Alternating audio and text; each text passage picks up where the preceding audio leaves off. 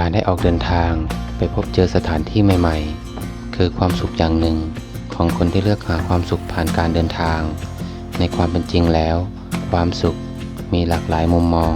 แต่สำหรับคนที่พร้อมจะยอมเหนื่อยเพียงเพื่อไปพบเจอกับพื้นที่เล็กๆบนโลกใบนี้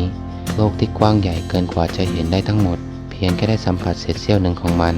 ก็เพียงพอที่จะเติมเต็มหัวใจนี่แหละคือความสุขของคนที่เกิดมาเพื่อเดินทาง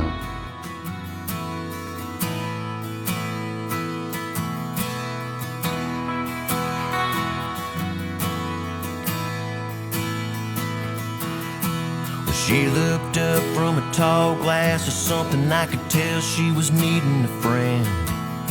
Her teardrops were making rings in her whiskey. She cried out, where do I begin? We laughed and talked, sat for hours, never even looked at the clock. She gave me a hug, said I can thank you enough. This really helped me out a lot. Then she walked off.